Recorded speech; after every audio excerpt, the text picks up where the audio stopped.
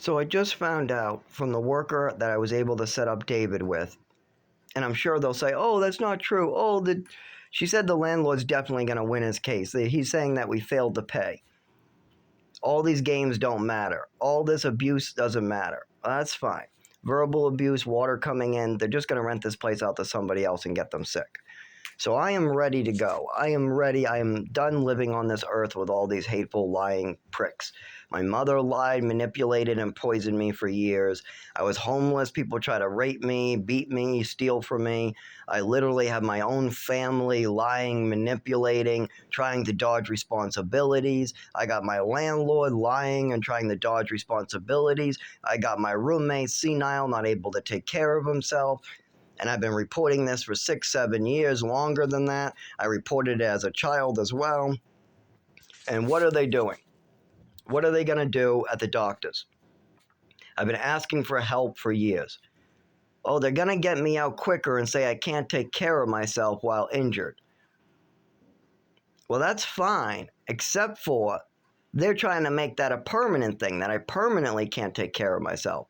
What is true, if you put me to work for 13 hours while injured. But I've been taking care of multiple elderly people, disabled people for years now, years and years and years. Not only taking care of myself, feeding myself, cleaning the bathroom, cleaning the house, going to work. I do all that while falling on the side of the road, while bleeding. And the only time when I can't take care of myself is when I push my body too far because they're forcing me to and I get injured. Then I have to heal, go to doctors, and recover. But right now, the doctors are playing games, and now the state wants to open up another investigation. They don't even want to give me time to heal up and then show them what I did before. They don't even take in consideration the last 7 years. They wait until you're injured and then do this shit. I'm not even kidding. They're wasting taxpayer dollars on investigating if I can take care of myself while injured. While pissing black, kidney swollen, some type of GI thing going on, a 25-year-old disability not being treated, literally doctors not even running any testing or listening to the patient. And they think that this investigation is going to be honest and truthful? Absolutely not. We need some doctors involved. We need some attorneys involved. They're going to railroad my ass good. That's what they're going to do. So the reason why they're doing this is they're going to get my roommate onto the top of the list in the housing, which he's going to be stupid and refuse. I want him to take the housing. It would be really good for him. Then they're going to move me into a shelter, which I'll be thrown out of because I don't have documentation of my disabilities. Then I'll be living in the woods, falling down, and ambulances will be picking me up. They'll cut off my clothing again and give me a gurney. Then they're going to release me to walk the streets in a gurney. Then I'm going to fall and get hurt some more. At this point, my mental health will no longer be stable. I can't live that type of life. No way. Not just because I'm disabled. That there's no reason why I have to live a terrible life because my mother wanted to cripple me. That's all. I could go back to work, pay my bills if my mother would just take responsibility for her actions. But she killed herself in 2011 with pills and alcohol, so that's not going to happen. Well, my father could help her take responsibility for her actions by speaking up about some of the stuff he saw and how I looked during childhood and all the crazy stuff that went on. But that's not going to happen either. So what's going to happen? I'm going to be investigated because I can't take care of myself and my roommate can't take care of himself. He never can take care of himself because he's 84. The only reason why I am not able to take care of myself right now is because the doctors are playing motherfucking games. I go in and they look at the ceiling instead of my injuries. I go in and they're not there. They give me a different doctor. I try to go in and they cancel the appointment and double bill me. Just game after game after game at the doctors.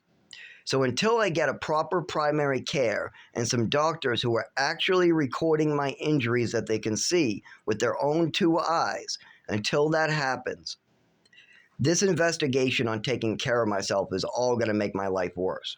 because none of the things that's going on with me is documented. Not the falls, not the shakes, not the neurological condition, not the GI, not the bladder, or I shouldn't say bladder, I should say black urine, and the kidney pains where they're swelling out. Now, I do got to admit, since I've been stopping hurting myself so much, my GI and my kidneys do feel better. They're still in pain when I stand up, but less pain.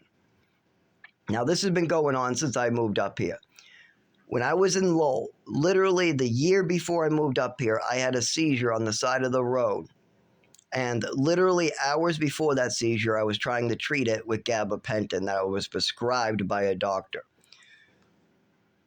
This shit has been going on for a long time. If I have to go live in the woods again, I'm not going to survive. And that's exactly their plan. Move David into a home he doesn't want and might refuse. What would be excellent for him. I fully support him moving into these homes. Me, they are literally going to screw me over. I either can play a game with them and they're going to tell me to make up stories. They're going to say, well, go along with your mother's disabilities. Just go along with it so you get housing.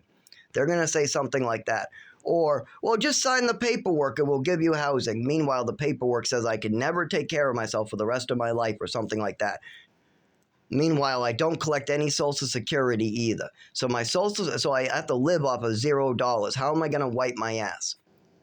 How am I going to wipe my ass? No, I need to see doctors. I need to get better. I need Social Security and go back to work. And all this relies on having a phone line and a mailing address. That's all I need. A phone line and a mailing address that does not disappear.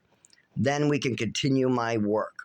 But after 7 years of working, getting injured, working, getting injured, eviction, working, getting injured, eviction, double working, getting injured, working, getting injured, ER doctor, working, getting injured, ER doctor, working, getting injured, ER doctor, working, getting injured, ER doctor, working, getting injured.